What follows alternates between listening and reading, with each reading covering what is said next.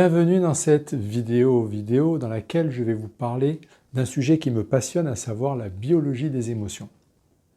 Notre vie entière, ou presque entière, on va dire entre 95 et 98%, est régie par nos émotions, puisque, nous le savons, notre cerveau conscient, ce cerveau créatif qui fait des projets, analyse, compare, ne gère lui que 5% de notre vécu.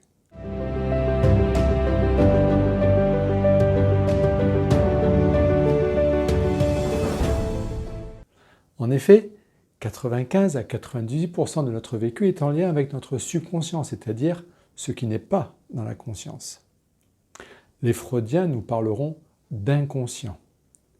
Et ce subconscient englobe, entre autres, toute la partie limbique émotionnelle. Pour faire simple et pour résumer, nous avons trois cerveaux majeurs. Le tout premier cerveau, qui est le plus profond, le cerveau reptilien, qui va gérer notre survie. Le cerveau qui va entourer ce cerveau reptilien, c'est notre cerveau limbique, le cerveau émotionnel. Et tout autour de tout cela, notre néocortex, le cerveau cortical, qui lui est le cerveau créatif. Quand on dit à quelqu'un « n'aie pas peur, tu ne risques pas de tomber », son cerveau créatif, son cerveau conscient, on va dire, comprend analytique, comprend très très bien « n'aie pas peur, tu ne risques pas de tomber ». Par contre, celui qui va réagir et qui va interférer et qui va le faire réagir, ce n'est pas le cerveau conscient, c'est le cerveau limbique, l'inconscient. Et ce cerveau limbique, lui, réagit sur le coup des émotions et on n'entend pas, bien sûr, il n'entend pas les négations, on le sait, on en reparlera, il n'entend qu'en valeur absolue. Donc la personne, de toute manière, dès lors qu'on lui dit « n'aie pas peur, tu ne risques pas de tomber », c'est son cerveau limbique qui le fera réagir et qui le fera avoir peur. C'est donc ce cerveau limbique émotionnel qui est un véritable disque dur et qui enregistre tout notre vécu, tant positif que négatif, bien sûr, qui va déterminer nos pensées et donc notre vécu. Notre vie, on va dire, notre vécu se décompose de la façon suivante. Nous avons tous un vécu, qui est ce qu'il est, avec du bon et du mauvais. Ce vécu va être à l'origine de nos croyances, de ces fameuses mémoires que nous avons en nous, que Ho'oponopono appelle ces mémoires erronées. Ces mémoires, ces croyances, vous comprendrez comment, vont être à l'origine de nos émotions. Ces émotions seront à l'origine, elles, de nos pensées. Pensées positives, pensées négatives, en fonction de ces mémoires positives, négatives, en fonction de ces croyances positives, négatives. Ces pensées, c'est 60 000 pensées par jour en moyenne, à 95% en mode automatique, récurrente, et entre 60 et 80% de pensées négatives. Toutes ces pensées vont déterminer les mots, MOTS, les actes que nous allons mettre en place, mais aussi quand ces pensées sont du domaine, on va dire, de l'inconscient, automatique, ces fameuses 95%, ces pensées deviendront nos mots, MAUX, tout simplement pour que notre corps puisse l'exprimer au travers de la biologie. S'il ne peut pas s'exprimer au travers de sa conscience, il le fera au travers de son subconscient, donc de sa biologie. Et ces mots, ces actes et ces mots vont devenir à leur tour notre vécu. Nous comprenons donc comme il est important d'apprendre à gérer, c'est-à-dire d'apprendre à reconnaître, à accepter, c'est-à-dire ne pas être dans le déni émotionnel, et puis enfin à libérer ces émotions. Ce sont les trois étapes fondamentales. D'abord, j'apprends à les reconnaître, et puis une fois que je les ai reconnues, je les accepte, je ne les rejette pas, je ne suis pas dans le déni émotionnel, et une fois que je les ai acceptées, j'apprends à les libérer. Cependant, pour pouvoir faire tout cela, il est important d'en savoir plus sur nos émotions. Comme je le dis souvent, on ne peut changer que ce que l'on connaît, que ce dont on a conscience. Il est donc important de prendre conscience de la biologie de nos émotions. La compréhension de la biologie de ces émotions passe par plusieurs étapes, je le redis. D'abord, j'en prends conscience. Deuxièmement, je comprends l'impact de nos émotions sur notre physiologie. Vous savez, cette eau, ce que nous sommes, ce qui interfère avec nos émotions. C'est-à-dire que j'adore cette phrase, l'eau que nous avons en nous, cette eau qui est en nous, est ce que nous sommes. Et ce que nous sommes, d'un point de vue émotionnel, vient interférer avec cette eau qui est en nous. Et vous allez comprendre le lien important d'un point de vue physiologie, d'un point de vue naissance, entre cette eau moléculaire, et les émotions qui nous habitent. Tout d'abord, le premier point. Comment naissent nos émotions ?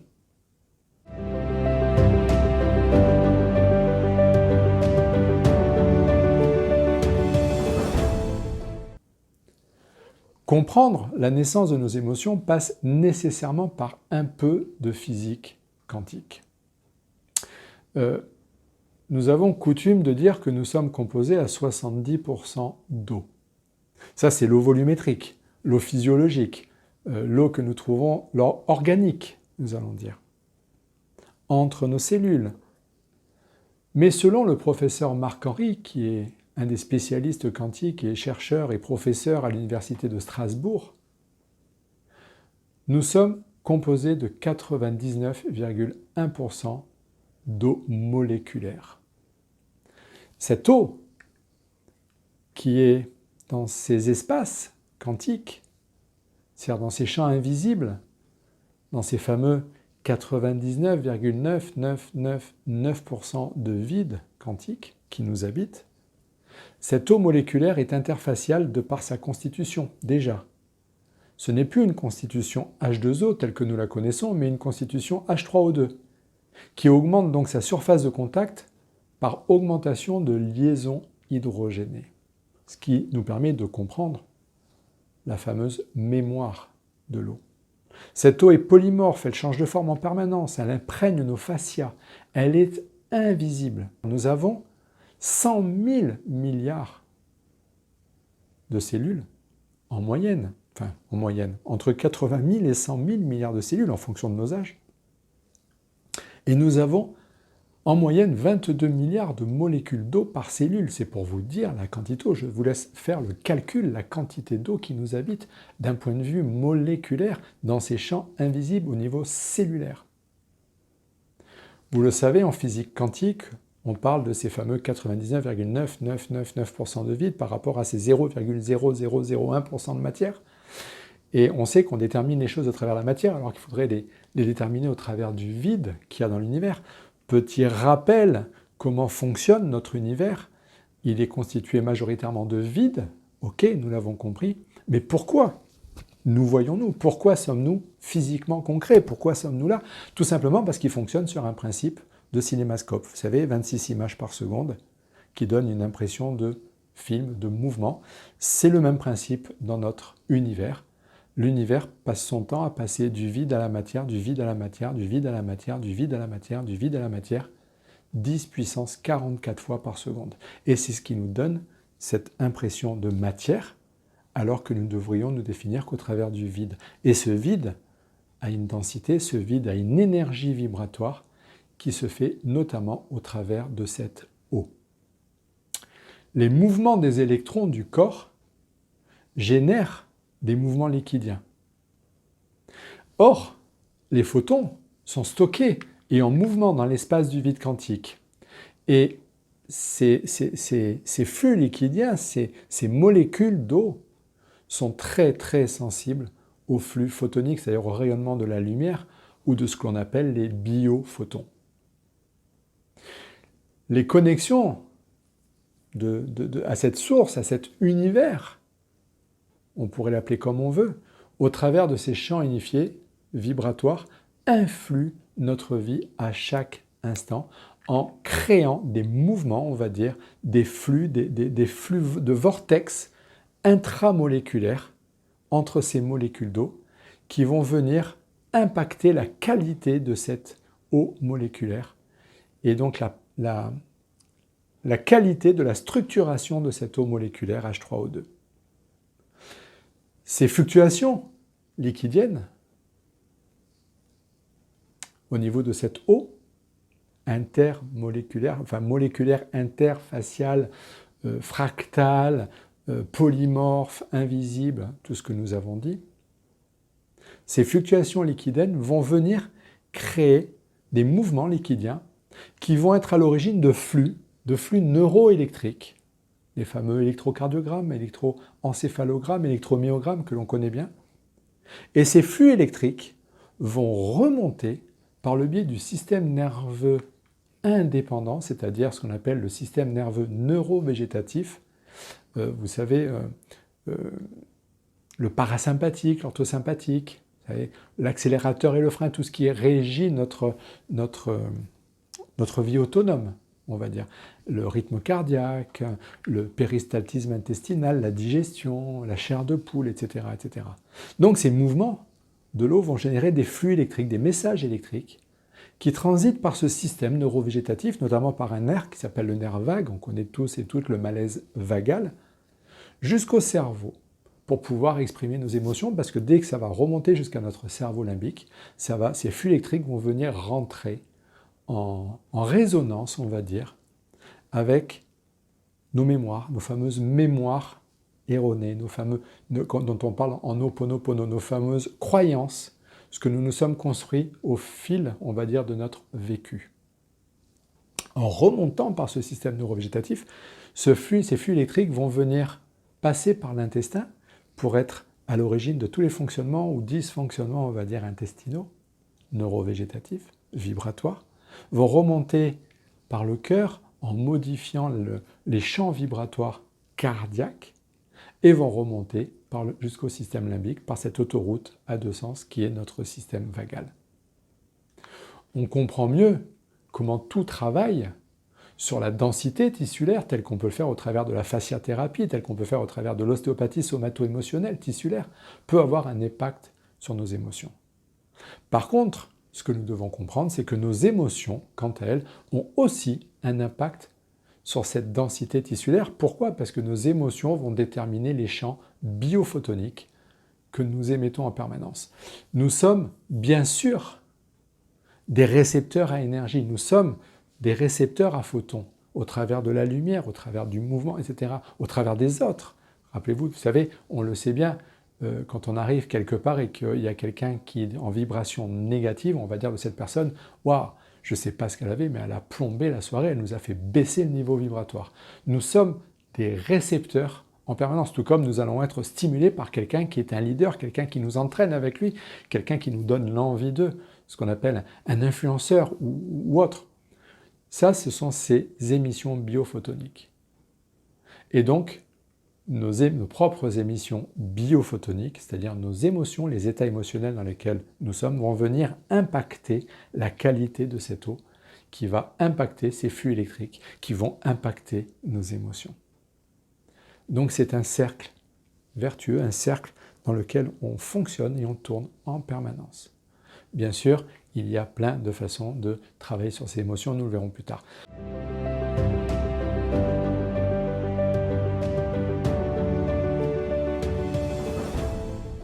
Parlons maintenant du deuxième point, qui bien sûr est en lien avec le premier.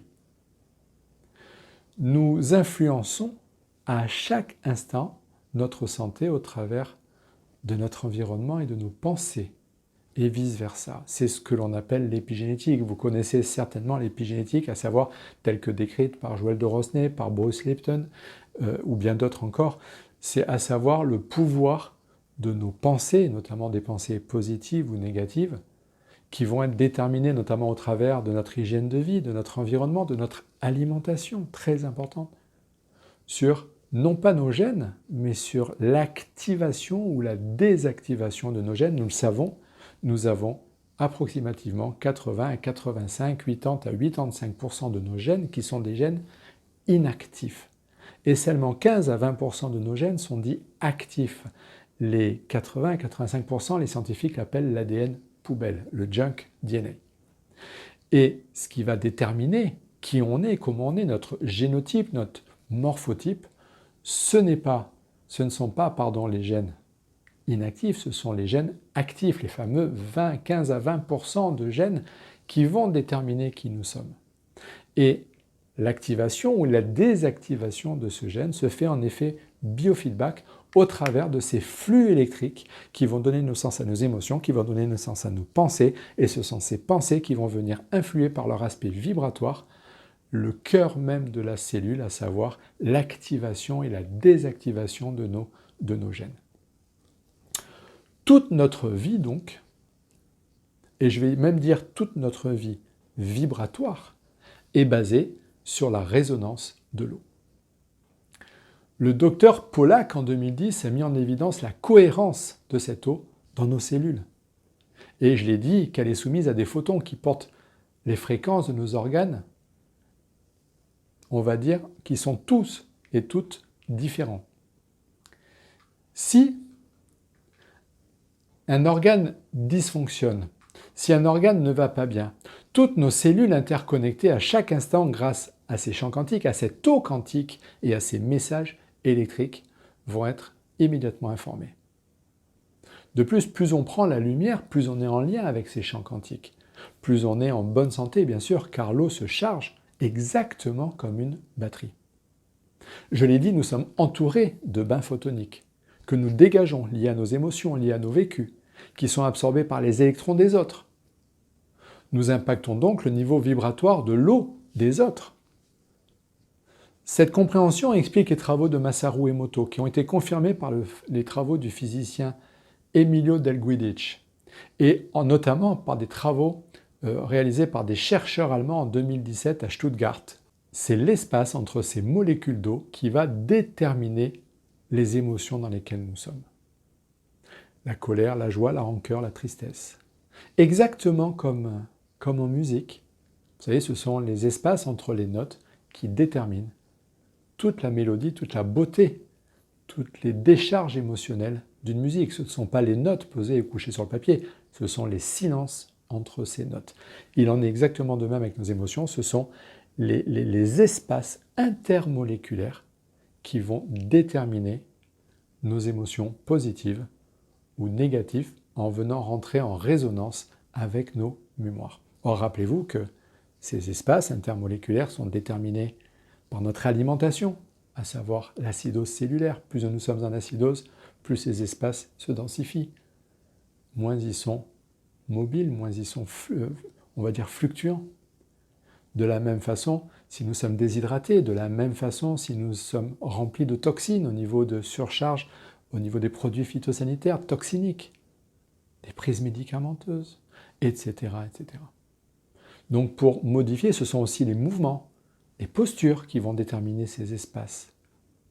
Nos émotions, bien sûr, les émotions des autres, les environnements dans lesquels nous sommes, etc., etc., etc. Comme en musique. Tous les liquides, que ce soit le sang, la lymphe, le liquide céphalo-rachidien, l'eau extracellulaire, sont donc en mouvement. C'est quelque chose qui est bien connu par notamment les ostéopathes quand on travaille en ostéopathie crânienne sur ce qu'on appelle les mouvements respiratoires primaires, c'est-à-dire ces flux au niveau des cellules, ces mouvements. Si on observe un cliché, on va dire un examen approfondi cellulaire sous microscope, on verra que les cellules ne sont pas immobiles, les cellules ont un mouvement autonome, une pulsation. Ces cellules, ce qu'on appelle les cellules gliales, ont un mouvement, on va dire, de pulsation liquidienne.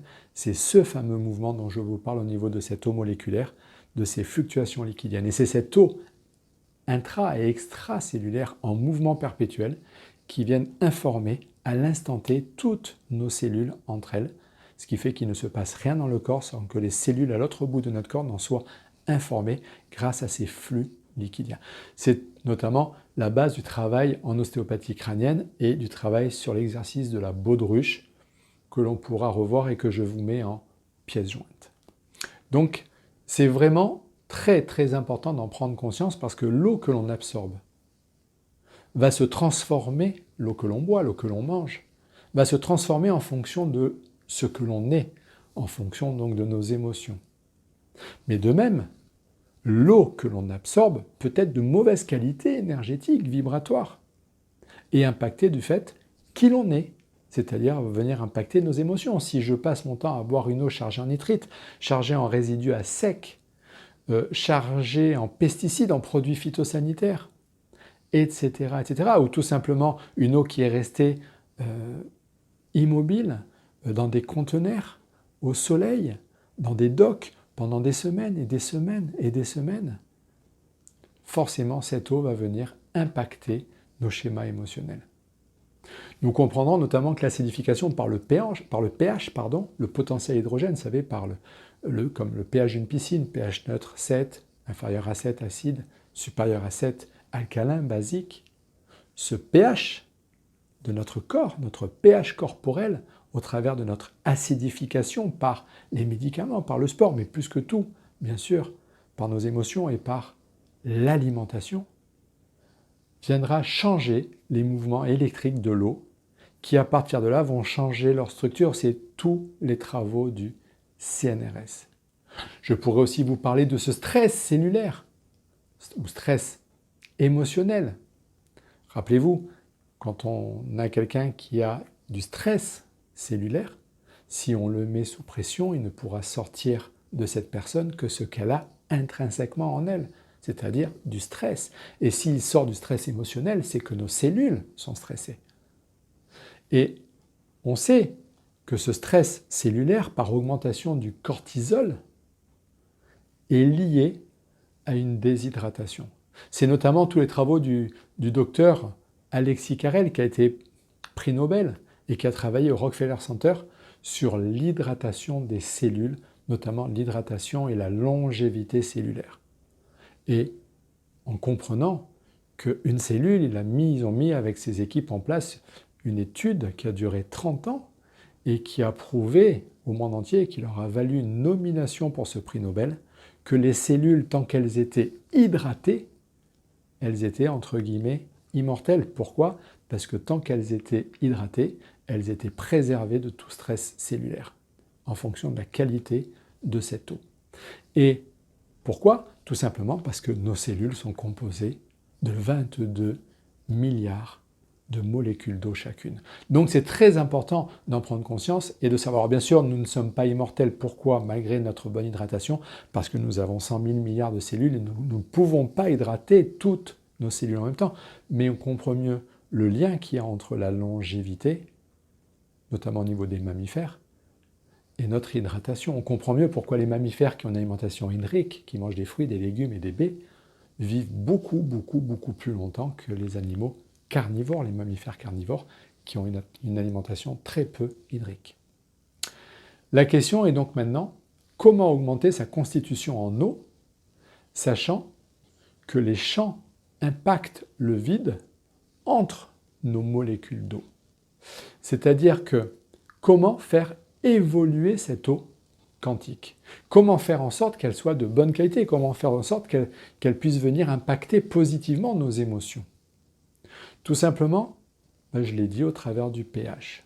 Tout ce qui vient acidifier vient réduire le mouvement, vient réduire les espaces intermoléculaires. La lumière, nous l'avons dit aussi, au travers des champs photoniques et biophotoniques.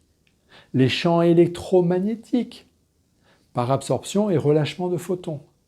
Toutes les pressions mécaniques, d'où l'impact et l'intérêt de techniques telles que l'ostéopathie tissulaire de tricot, telles que les techniques réflexes, les techniques qui vont venir appuyer sur des méridiens, sur des zones, des dermatomes réflexes.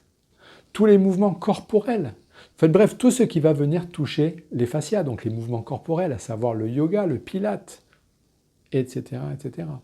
Le stretching postural.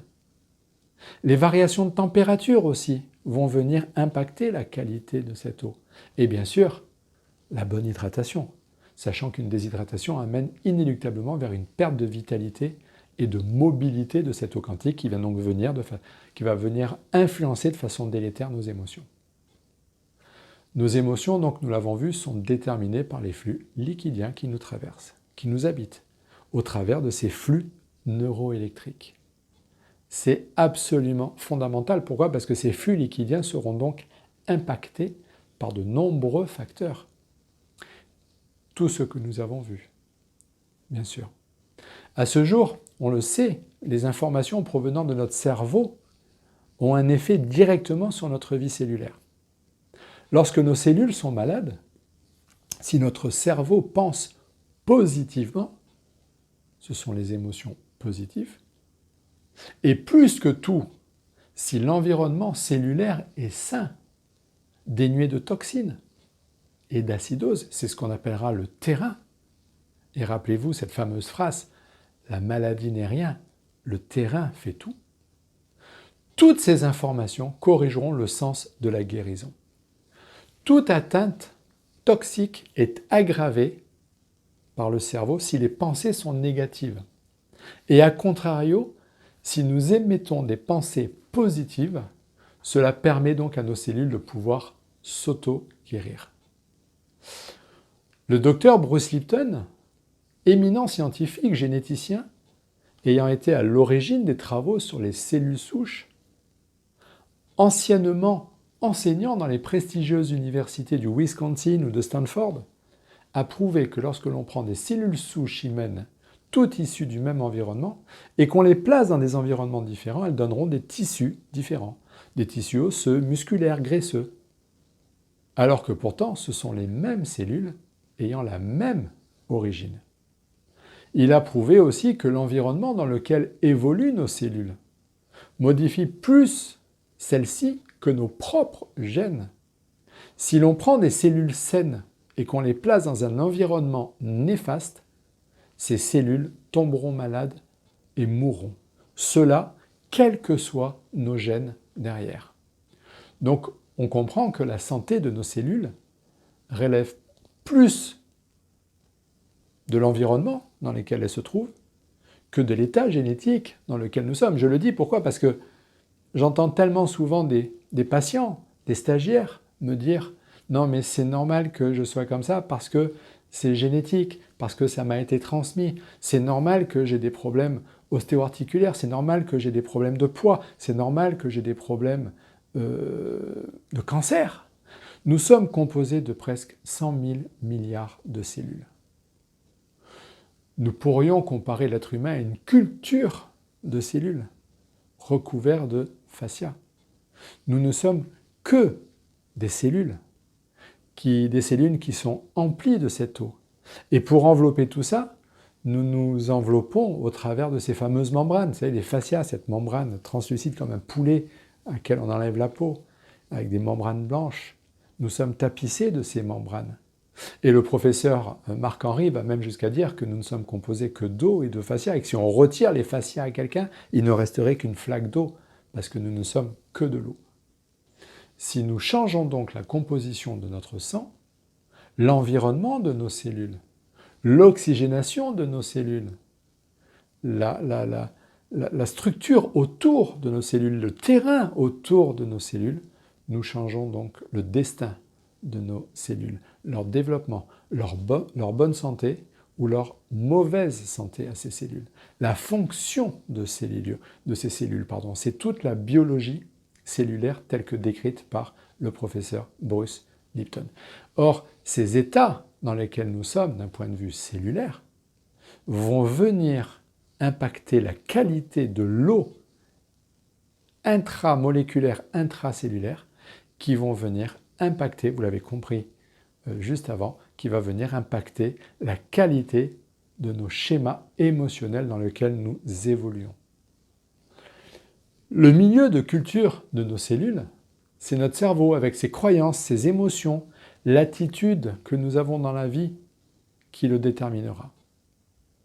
C'est tout ça qui déterminera le milieu, on va dire, dans lequel vont évoluer, c'est-à-dire ce qu'on appelle le terrain. Les notions de joie, d'amour, de gratitude ou encore de haine, de rancœur, de jalousie, sans oublier bien sûr nos habitudes alimentaires et nos attitudes alimentaires, ont un impact direct sur nos émotions. En effet, le cerveau libérera dans notre corps des substances chimiques en corrélation avec nos attitudes. Ainsi donc, lorsqu'on modifie sa perception, ses croyances, on change la chimie de notre corps qui impactera toute notre vie cellulaire, notamment notre vie liquidienne, qui à son tour impactera, vous l'avez compris, nos émotions. C'est donc la chimie de notre corps qui contrôle la santé de nos cellules et non pas les gènes. À ce sujet, l'équipe du Dr Lipton a fait une expérience suivante. Il a retiré les noyaux des cellules en culture contenant les gènes et a observé que malgré le retrait des noyaux des cellules, les cellules non seulement continuent à vivre, mais qu'en plus elles continuent à communiquer avec les autres cellules environnantes. Ceci est la preuve que nos gènes ne sont pas indispensables à la vie cellulaire. Ils vont déterminer un profil, ils vont déterminer une direction, mais ils sont modulables, ces gènes, dans leur activation ou leur désactivation en fonction de toute la biochimie, de toute la biologie cellulaire et notamment au travers de nos schémas de pensée. C'est tout ce que l'on appelle l'épigénétique. La chimie de notre corps est donc plus importante que nos gènes concernant la santé de nos cellules et de notre être. Et cette chimie, comme nous l'avons vu, est en interaction en permanence. Par exemple, je prends juste quelques petits exemples. Quand nous sommes amoureux, nous libérons quoi? Nous libérons, bien sûr, majoritairement de l'ocytocine, la fameuse hormone de l'amour, mais aussi de la dopamine, de la sérotonine, des hormones de croissance. C'est la raison pour laquelle les gens qui sont amoureux sont souvent en bonne santé et en pleine forme. A contrario, si je suis effrayé, stressé, jaloux, contrarié, je vais libérer quoi dans mon sang? D'autres substances qui changeront le destin de mes cellules, notamment du cortisol. Notre santé reflète donc notre vision du monde, de notre réalité. C'est la raison pour laquelle il est tellement important de modifier nos pensées, nos émotions et nos croyances, tout autant que notre alimentation. C'est ce que le docteur Bruce Lipton appelle la biologie des croyances.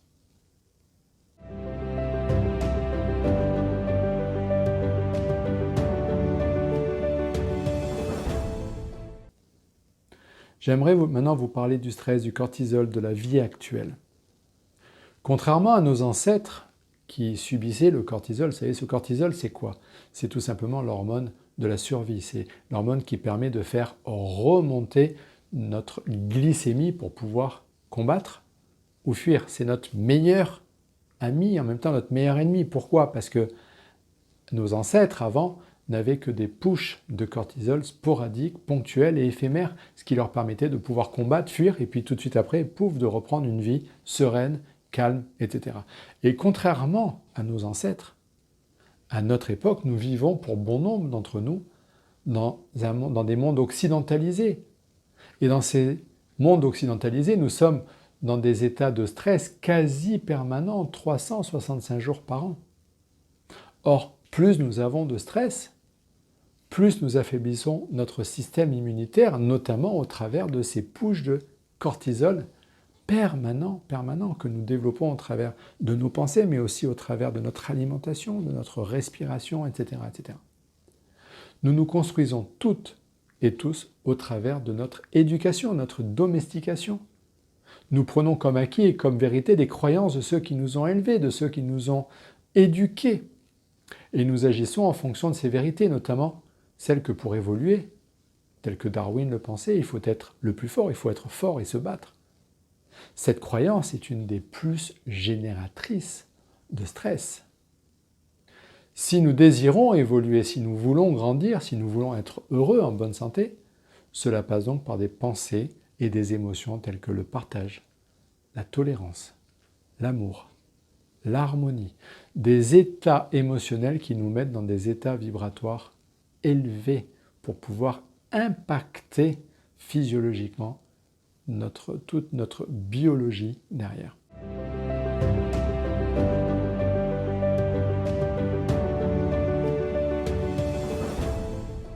Alors, comment rester en bonne santé? Telle est la question. Tout simplement en faisant tout pour se libérer de son stress. En étant dans un état vibratoire positif, de joie, de gratitude, d'amour, d'harmonie. Et en faisant bien sûr aussi attention à ne pas apporter trop de toxines, trop de cortisol, trop d'acidose par notre alimentation, favorisant l'inflammation cellulaire.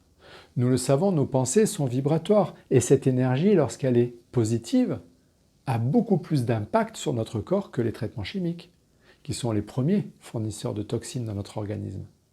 Et comme le dit si bien, d'ailleurs, le docteur Lecurieux Clerville, qui est chirurgien orthopédique à Marseille. Bien sûr, certains de ces traitements sont très efficaces sur des pathologies lourdes, telles que les cancers, les Parkinson et autres. Et bien sûr que toute pathologie lourde nécessite bien sûr de nettoyer le terrain, de préparer le terrain et de libérer émotionnellement pour que les traitements puissent être efficients. C'est bien sûr le cas. Cependant, une approche épigénétique telle que préconisée par le docteur Bruce Lipton est bien plus qu'un complément obligatoire. C'est la base même de toute amélioration de notre état de santé cellulaire qui viendra impacter nos schémas émotionnels. Nous comprenons avec cette nouvelle science qu'est l'épigénétique que ce ne sont pas donc nos gènes dans nos cellules qui contrôlent nos vies, mais l'environnement dans lequel sont nos cellules, qui contrôle l'action du gène et notre façon de répondre à cet environnement impactera la lecture de nos gènes. C'est la raison pour laquelle nous savons maintenant que 95% des cancers sont liés à nos modes de vie. Ainsi donc, si vous voulez changer l'expression de vos gènes, changez vos émotions, vos croyances, vos attitudes. Mais d'un autre côté, si vous modifiez, et c'est ça qui est extraordinaire, si vous modifiez votre alimentation, le terrain et tout ce qui va autour, vous viendrez impacter de façon positive vos émotions, vos croyances et vos attitudes. Et vous viendrez, en fait, c'est un cercle vertueux. J'aime le dire, c'est comme une lemniscate à deux portes d'entrée. La première porte d'entrée, c'est de changer ses émotions, ses croyances, ses attitudes pour venir impacter sa biologie.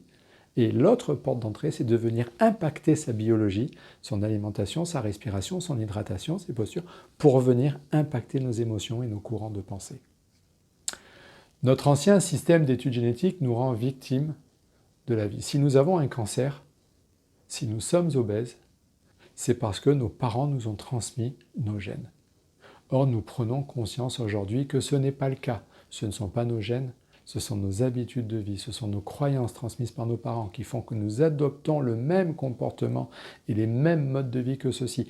Ce sont les mécanismes de pensée émotionnels qui sont les mêmes et qui sont récurrents, répétitifs, qui vont venir créer les mêmes schémas émotionnels, qui vont revenir créer les mêmes terrains et les mêmes adaptations physiologiques et biologiques au travers de l'expression de notre biologie. Nos croyances et nos habitudes sont beaucoup plus responsables de notre état de santé que nos gènes. Et en comprenant cela, on accepte de prendre la responsabilité, la fameuse responsabilisation de ce qui nous arrive. Même si cela peut être difficile pour certains qui préféreront continuer à se poser en victime, et oui, c'est beaucoup moins douloureux pour notre cerveau de se dire qu'on est victime de nos gènes que de dire que nous sommes responsables de nos vies. C'est beaucoup plus confortable de ne pas avoir à porter la responsabilité de sa propre santé.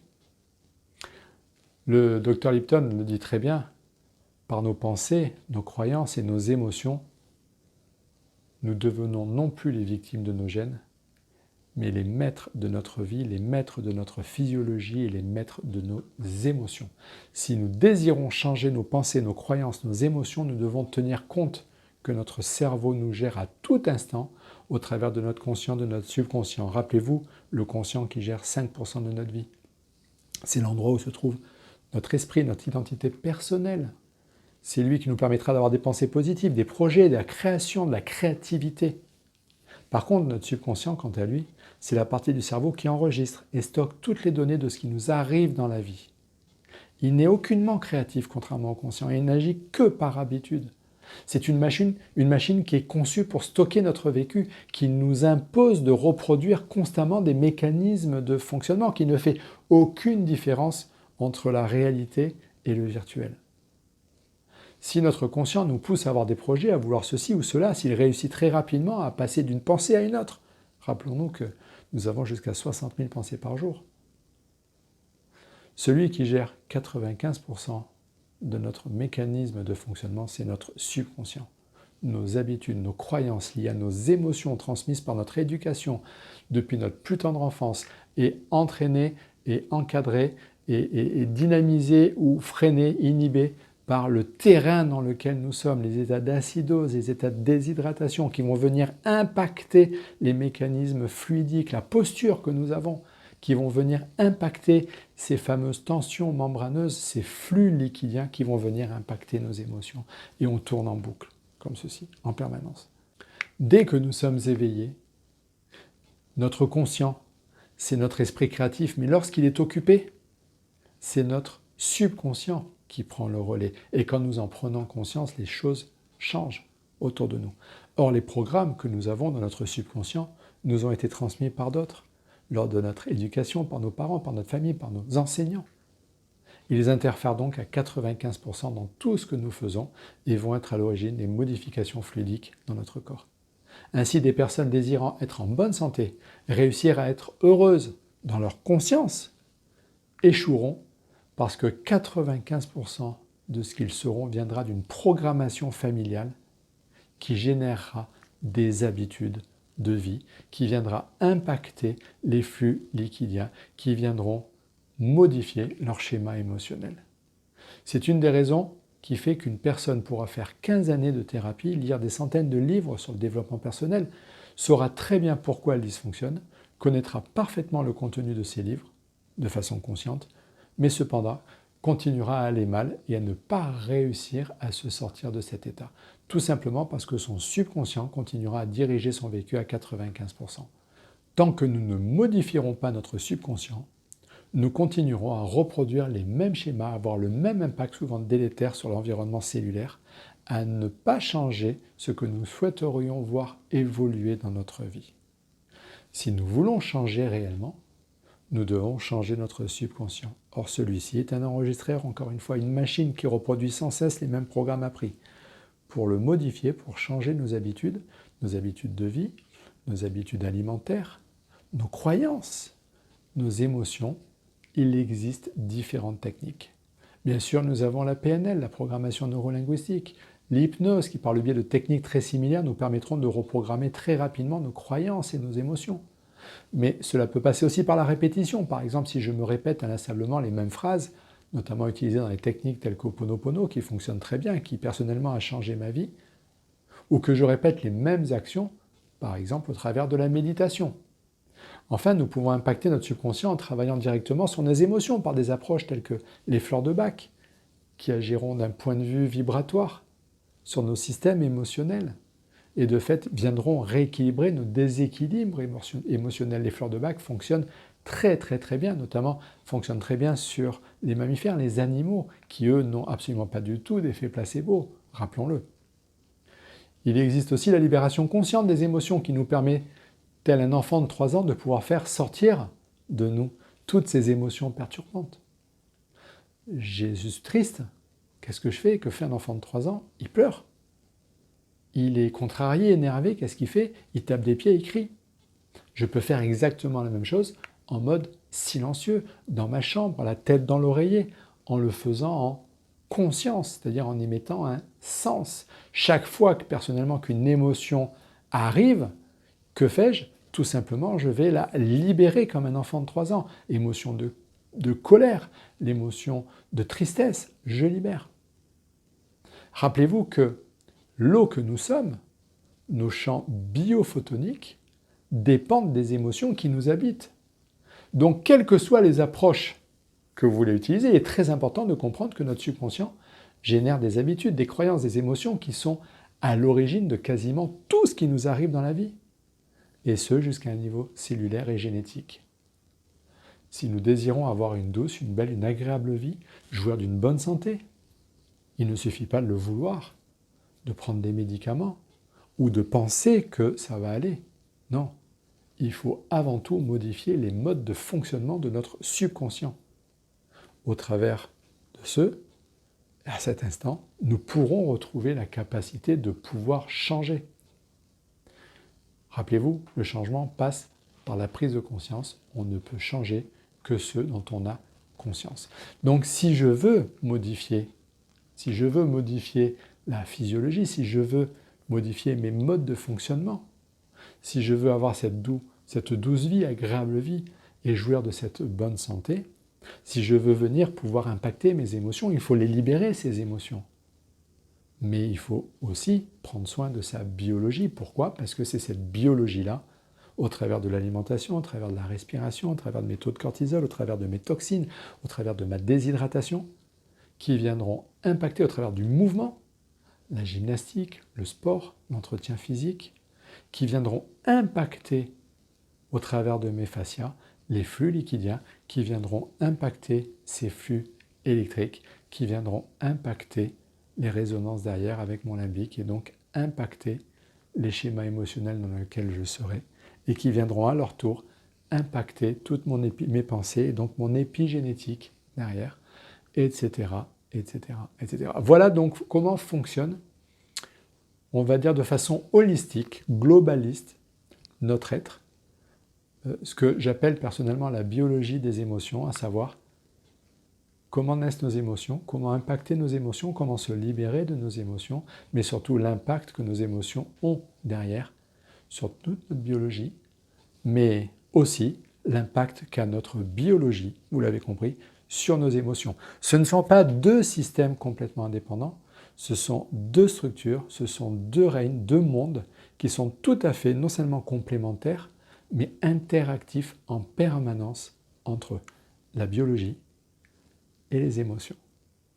La biologie des émotions impacte notre biologie, notre physiologie, et notre physiologie impacte cette biologie des émotions. Donc, on doit toujours garder cela en conscience pour avoir cette vision holistique globale. Voilà, j'espère que vous avez compris ce que je voulais dire au travers de cette biologie des émotions. J'espère ne pas avoir été trop compliqué. Je suis passionné, donc j'essaie de dire les choses avec des mots simples, somme toute. Et puis quant à moi, je vous retrouve ultérieurement dans une autre capsule et je vous souhaite une belle, une douce fin de journée.